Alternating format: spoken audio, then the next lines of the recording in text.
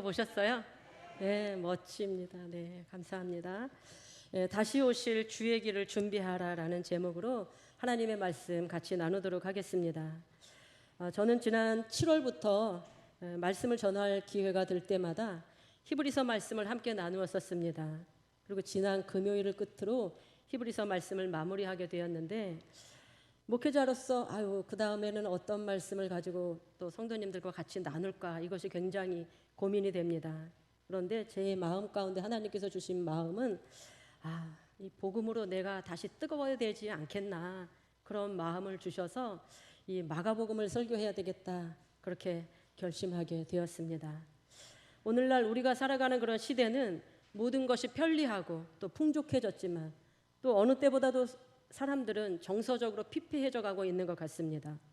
많은 무리들 가운데 있지만 한 사람 한 사람을 들여다보면 모두가 고독하고 또 풍족할 것 같지만 또 가난하고, 그런 시대를 우리가 살아가고 있습니다. 또 들려오는 이 전쟁의 소식이나 자연재해로 고통받는 이 세계 여러 나라들의 소식을 듣고 있노라면 언제 우리에게도 그러한 일들이 발생하지 않을까, 참 두려운 그런 시대를, 불안한 시대를 우리가 살아가고 있습니다. 참으로 어려운 시대를 살아가고 있는 이때에 저와 여러분에게 다시 복음이 복음으로 들려진다면 우리는 이 어려운 상황을 넉넉하게 이기고 감사와 기쁨이 넘치는 그런 삶을 살아가게 될 줄로 믿습니다. 바라기는 저와 여러분이 마가복음을 통해 다시 우리의 심령이 복음으로 새로워지고 또 세상 안에서는 능력 있는 그리스도인으로 살아가는 그런 은혜가 있기를 예수님의 이름으로 축복합니다. 오늘부터 함께 나누게 될 이 마가복음은 마가 요한이 쓴 서신으로 최초에 쓰여진 복음서입니다. 우리에게 4개의 복음서가 있지만 이 마가복음이 다른 복음서와 좀 다른 점은 족보로부터 시작하지 않고 있다는 것입니다. 곧바로 복음의 시작을 알리는 그런 특징이 있습니다. 그 이유는 그만큼 당시 사회 안에서 복음이 급박하게 필요했기 때문에 그렇습니다. 그래서 마가복음 안에는 곧이라는 단어가 굉장히 많이 나옵니다. 즉시죠, 즉시. 즉시 그 복음이 필요했기 때문에 그렇습니다. 마가복음이 쓰여진 당시 주후 64년에서 주후 70년경에는 로마의 기독교인들의 박해가 굉장히 극심했던 때였습니다. 당시 로마에 큰 화재가 있었었는데요. 화재가 진압된 이후에 그 로마 시민들 안에 방화범이 바로 이 황제다, 네로 황제다라는 그런 소문이 돌았습니다. 전해 오는 이야기에 의하면 당시 황제였던 네로가 시상이 떠오르지 않는다고 시를 짓기 위해서 그 로마 도시에 불을 질렀다라는 것입니다. 이것이 얼마나 무모한 일입니까? 그런데 네로 황제는 그것을 무마시키려고 그동안 마음에 들지 않았던 기독교인들을 희생양으로 삼아서 박해하기 시작했던 것입니다. 당시에 얼마나 끔찍한 기독교인들의 박해가 있었는지 히브리서 11장 하반절의 기록을 보면 어떤 이들은 조롱과 채찍에 맞고 또 심한 고문을 당하기도 했으며 옥에 갇히기도 하고 돌로 쳐 죽임을 당할 뿐만 아니라 어떤 이들은 톱에 잘려 죽기도 했다, 그렇게 말씀해주고 있습니다. 또 양과 염소의 가죽을 입고 유리 방황하기도 하였다, 그렇게 말씀해주고 있습니다. 혹시 선교 여행을 가신 성도님들 계시다면 그 선교의 그 고난의 현장들을 아마 목격하셨을 것입니다. 그래서 기독교인들 중에 어떤 이들은 박해를 피해 카타콤이라는 그 동굴 속으로 숨어들었던 사람들도 있고요. 그때 동굴을 또 파면서 깊이 들어가 몸을 숨겼던 것입니다. 또 어떤 이들은 해외로 흩어지는 이들도 있었습니다. 그리고 타협하는 이들도 있었고 배교하고 하나님을 떠난 이들도 있었습니다. 그러는 와중에 사도들이 한 명씩 한 명씩 또 희생되어 가자 두려움의 동굴 속으로 스며들었던 그 사람들 사이에 작은 책자가 하나 조용히 건네지게 된 것입니다. 그 소책자는 이렇게 시작하고 있습니다.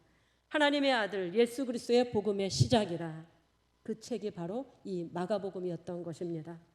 마가가 박해로 인해 쫓기는 그런 가운데 생명을 위협을 느끼면서 또 그 카타콤의 깊은 동굴 속으로 스며든 그 그리스도인들에게 하고 싶었던 말은, 그 기쁜 소식은 바로 하나님의 아들 예수 그리스도가 복음의 시작이다라는 것이었습니다. 복음이 무엇입니까? 기쁜 소식입니다. 왜 이것이 기쁜 소식입니까?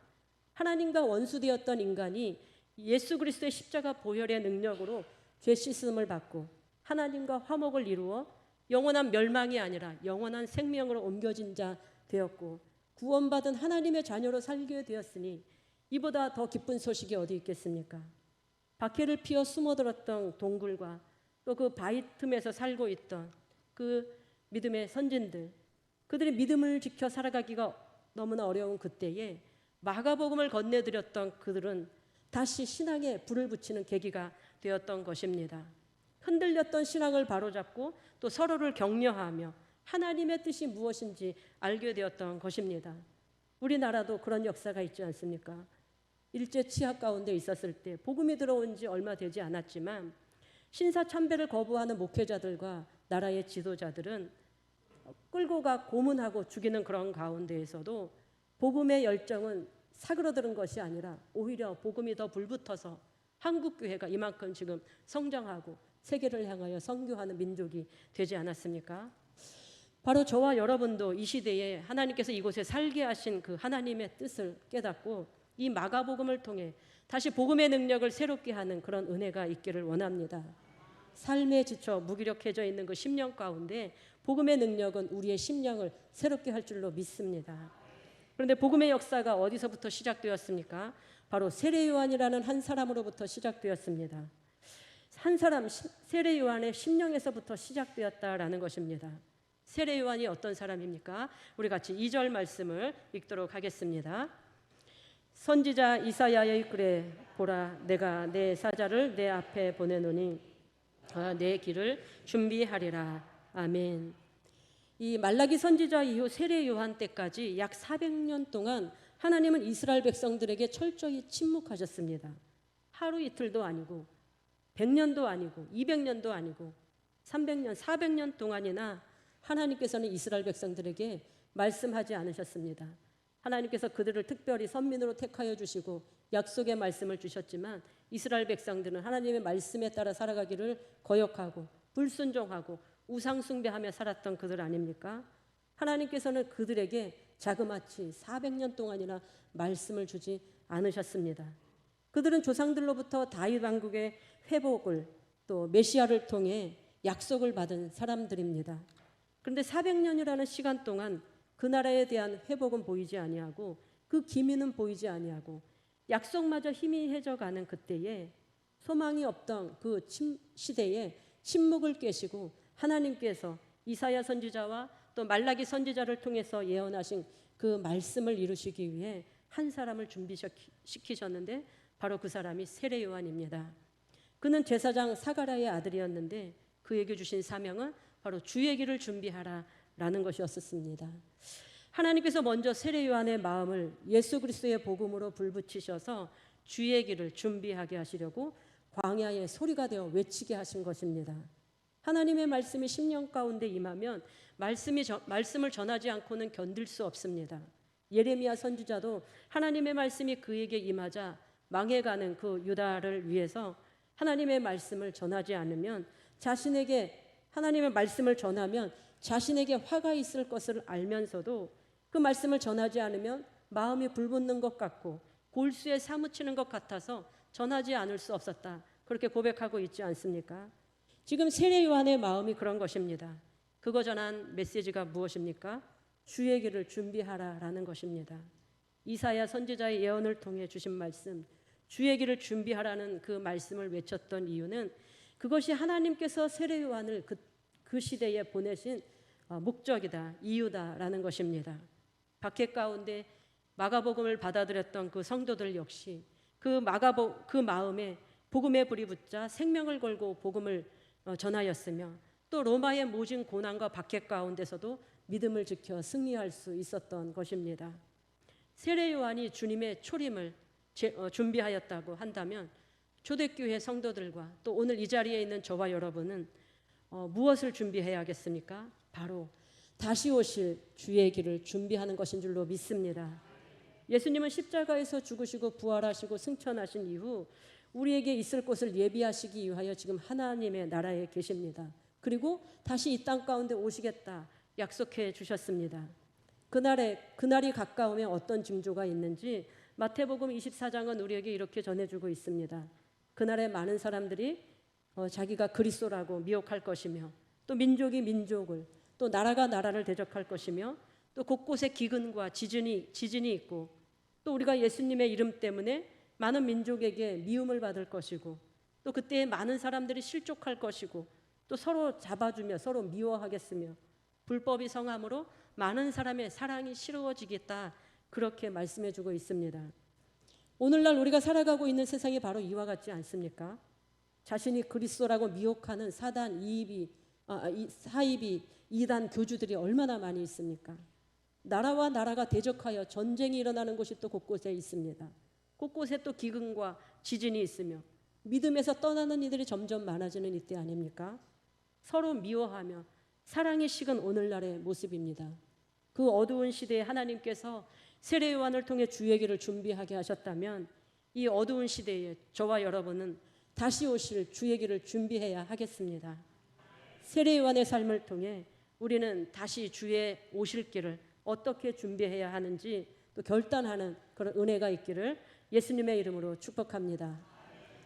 첫 번째, 다시 오실 주의 길을 준비하는 자는 이 시대 가운데 먼저 나를 보내신 하나님의 뜻을 분명히 알아야 하겠습니다. 우리 3절 말씀을 같이 읽도록 하겠습니다. 광야에 외치는 자의 소리가 있어 이르되 너희는 주의 길을 준비하라. 그의 오실 길을 곧게 하라. 아멘. 주의 길을 준비하기 위해 보내신 세례 요한은 광야에 외치는 소리가 되어 그 사명을 감당하였습니다. 그런데 하나님은 그 사명을 세례 요한에게만 주신 것이 아니라 에베소서 1장에서 우리를 택하신 하나님의 뜻을 말씀하실 때에 창세 전에 우리를 그리스도 안에서 택하셨다, 그렇게 말씀해 주고 있습니다. 그러니까 다시 오실 주의 길을 준비하시기 위해 하나님께서는 창세 전부터 우리를 택하시고 오늘 이 자리에 있게 하셨다라는 것입니다. 고대 사회에는 오늘날처럼 미디어가 발달된 그런 시대가 아니다 보니 왕이 어느 지역을 가게 되면 먼저 사신을 보냈습니다. 그렇지 않으면 왕이 온다는 사실도 모르고 또 왕이 어떻게 생겼는지도 모르기 때문에 왕은 그저 갔다가는 낭패를 볼 수밖에 없습니다. 만약 왕이 서민들의 삶이 어떤가 돌아보기 위해서라면 사신을 먼저 보낼 필요가 없었을 것입니다.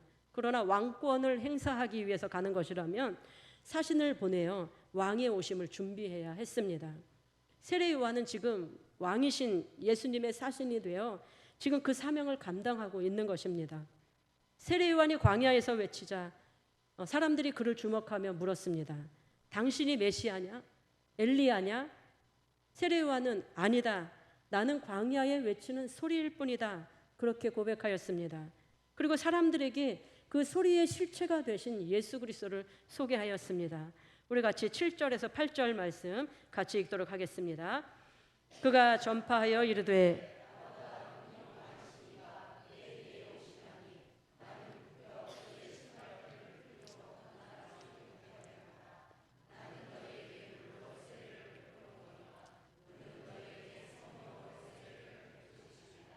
아멘.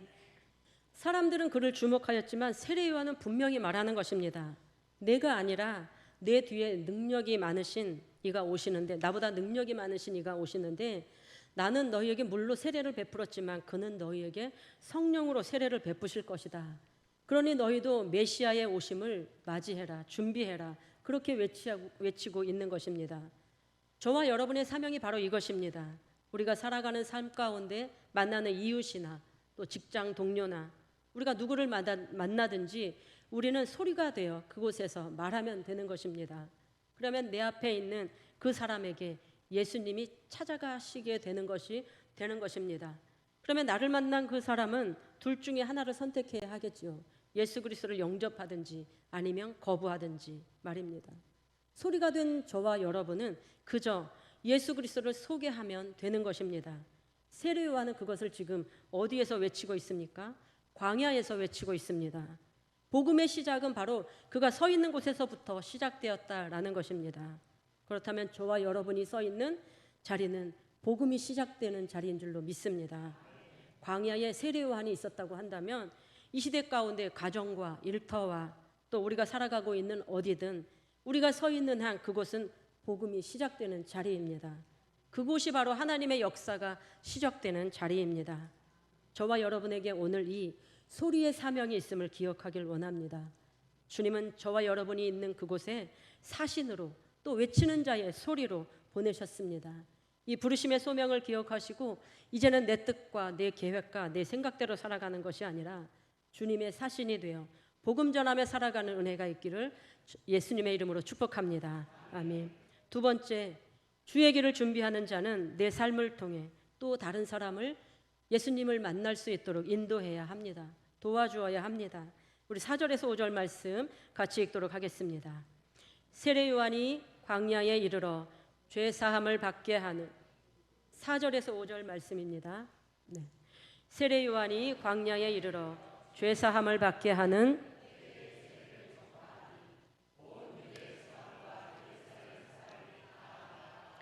자기 죄를 자복하고 요단강에서 그에게 세례를 받더라. 아멘. 이 세례 요한은 광야에서 예수님이 오신다는 것을 알지도 못하고 또 그가 누구인지도 알지 못하는 이들에게 회개의 세례를 전파하며 그들이 예수님께로 나아가도록 인도하는 인도자의 역할을 하였습니다. 이것이 바로 주의 길을 준비하는 자가 해야 할 일입니다. 저와 여러분이 예수님을 어떻게 만났는지 한번 생각해 보십시오. 누군가를 통해서 예수님을 소개받고 또 누군가가 나를 교회로 인도하여 주었기에 오늘 우리가 이 자리에 있는 것 아니겠습니까? 그리고 내가 그 주님을 알아가기까지 누군가 나를 이끌어주고 또 도와준 분들이 있습니다. 모태신앙인이라고 한다면 부모님이 그 역할을 하셨을 것입니다. 또 친구나 함께 살고 있는 아내나 남편이 그 역할을 했을 수도 있습니다. 또 교회 학교 교사나 또 목회자가 주님을 알아가도록 도왔을 것입니다. 주님은 누군가의 손길을 통해 우리들을 찾아오시는 것입니다. 그렇다면 내가 주의 길을 준비한다는 것은 주님을 알지 못하는 또 주님을 만나지 못한 이들에게 주님을 만나도록 돕는 손길이 되어야 하겠습니다.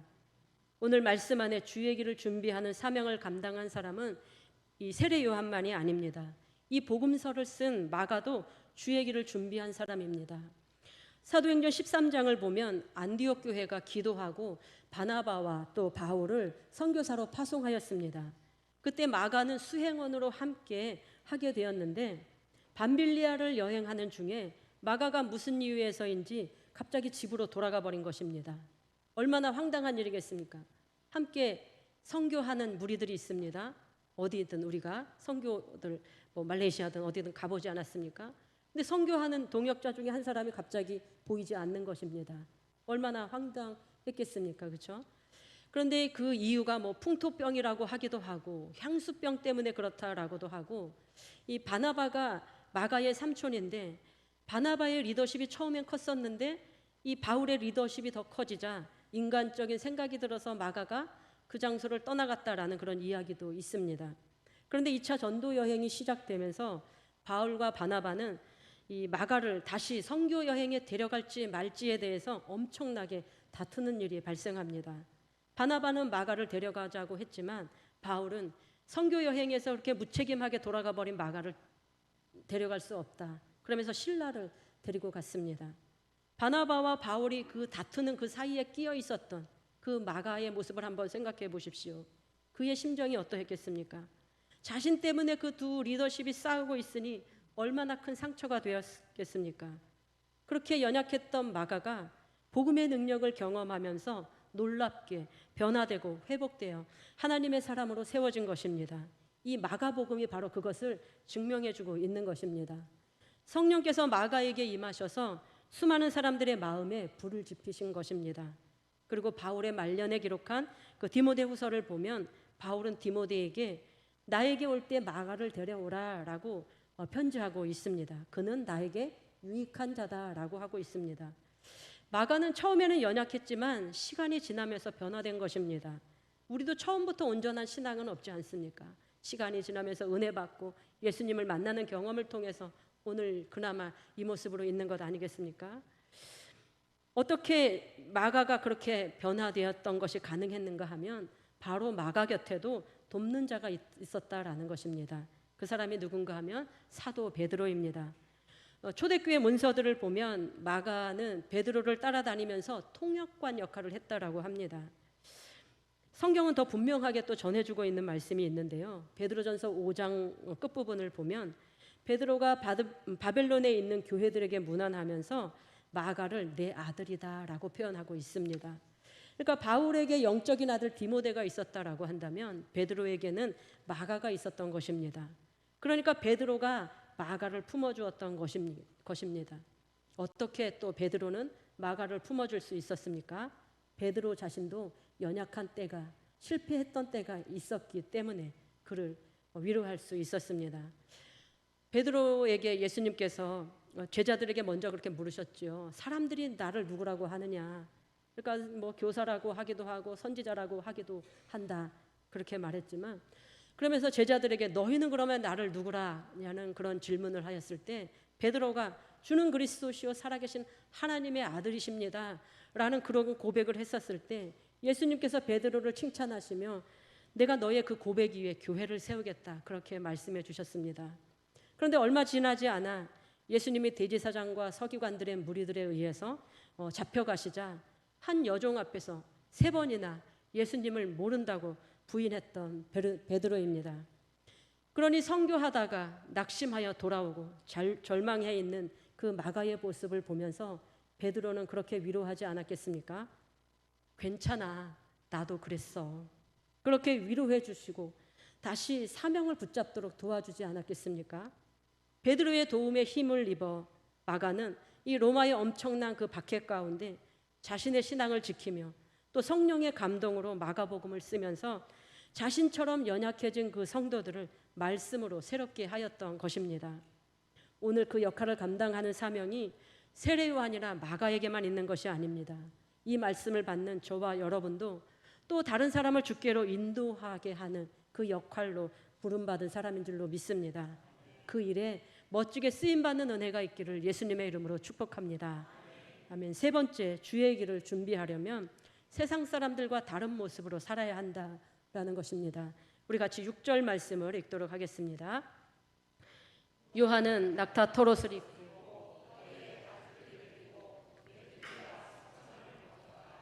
아멘. 주의 길을 준비하는 자로 광야에서 외치고 있는 이 세례 요한은 이 복장부터가 남달랐습니다. 그는 낙타 토롯을 입고 있었고 또 허리에는 가죽띠를 띠고 메뚜기와 석청을 먹었다, 그렇게 전해줍니다. 이는 우리가 다른 사람을 주께로 인도하려면 우리의 삶이 좀 세상 사람들과는 달라야 함을 말씀하고 있는 것입니다. 이것은 꼭 외적인 부분을 말하는 것만은 아닙니다. 낙타 토롯은 그 당시 아주 가난한 사람들만 선택해서 입을 수 있는 유일한 옷이었습니다. 허리에 가죽띠를 맨 것은 오늘날처럼 근사한 그 벨트를 말하고 있는 것이 아닙니다. 당시에는 사람들이 자신의 부와 명예와 권력 또 어떤 것들을 자랑하기 위해서 허리에 그 장식들을 많이 달고 다녔다라고 합니다. 그런데 세례 요한에게는 그런 것이 없습니다. 또 음식도 메뚜기와 석청을 먹었다라고 합니다.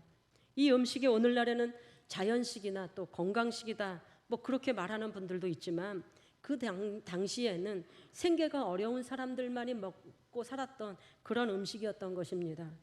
그가 복음을 전하기 위해 자신의 안락한 삶을 내려놓고 또 편한 것들을 포기하고 오히려 간결한 삶을 그가 선택하였습니다. 생각해 보십시오. 내가 누려야 할 것 다 누리고 또 즐기고 싶은 것 다 하고 하면서 어떻게 주의 일을 할 수 있겠습니까? 사실 저도 하나님께서 저를 목회자의 길로 부르셨을 때에 제일 순종하기 힘든 부분 중에 그 이유 중에 하나는 이거 하고 싶은 것 다 할 수 없고 누리고 싶은 것들 다 누리지 못하며 살아야 한다라는 게 그 이유 중에 하나였었습니다. 근데 목회자로 부른 저의 부름 뿐입니까? 우리 성도님들도 사역자들만큼은 아니지만 제대로 된 신앙생활을 하려면 세상에서 포기해야 하는 것들이 얼마나 많이 있는지요. 술, 담배뿐만 아니라 아무데나 갈 수 없습니다. 또 바쁜 시간을 내어서 예배 드리려면 시간도 드려야 합니다. 또 하나님께 예물 드리려면 물질도 구별하여 드려야 합니다. 봉사하고 섬기려면 내 시간을 희생하여 하지 않으면 할 수 없는 일들 아닙니까? 그럼에도 왜 기꺼이 우리가 시간을 내어 예배 드리고 또 물질을 드리고 봉사하고 기도하고 전도하는 것입니까? 예수님 때문 아니겠습니까? 나를 구원해 주신 그 하나님 아버지의 사랑이 또 나를 위해 자신의 생명을 아끼지 않고 내어주신 그 예수 그리스도의 사랑이 얼마나 큰지를 깨달았기에 우리가 기꺼이 그렇게 하는 것입니다. 그렇기에 세상 사람들하고 똑같이 살아갈 수 없는 것입니다.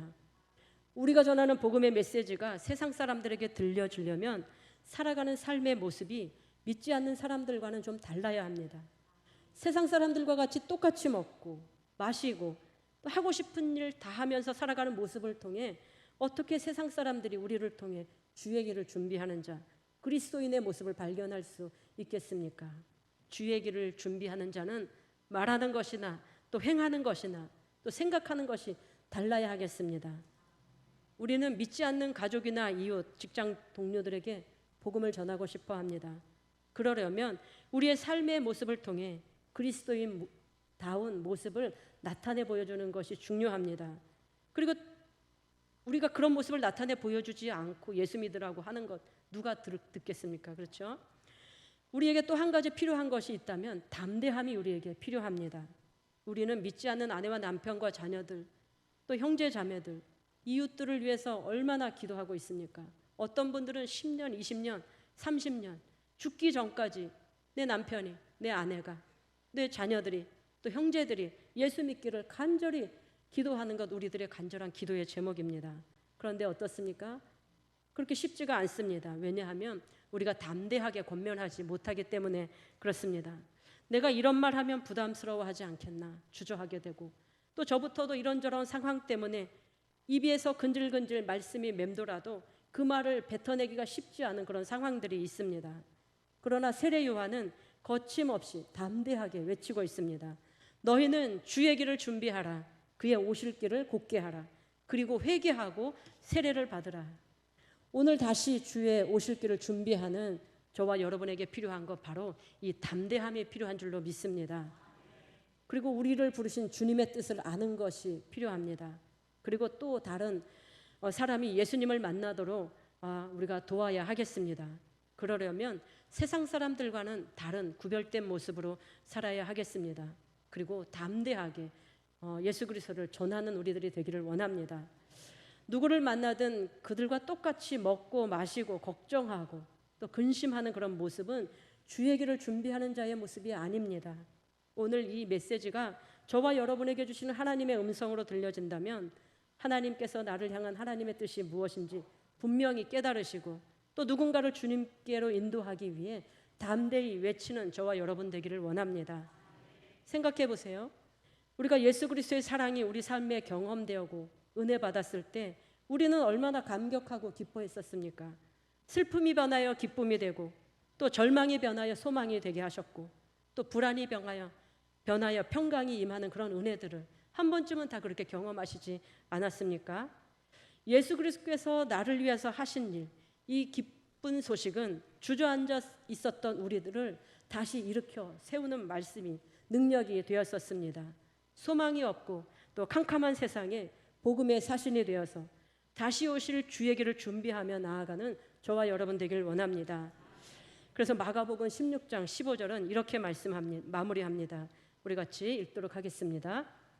너희는 온 천하에 다니며 만민에게 복음을 전파하라. 아멘. 이것은 주님께서 우리에게 마지막으로 주신 명령입니다. 해도 되고 안 해도 되는 선택사항이 아닙니다. 명령 받은 자가 반드시 이행해야 하는 것입니다. 그리고 이것은 하나님께서 우리에게 주신 사명입니다. 저와 여러분 안에 복음의 능력이 새롭게 되어서 다시 오실 주의 길을 준비하는 그런 복된 인생 살아가시기를 예수님의 이름으로 축복합니다. 아멘. 기도하시겠습니다. 사랑과 은혜가 풍성하신 아버지 하나님, 오늘도 우리에게 귀한 말씀 주시니 참으로 감사드립니다.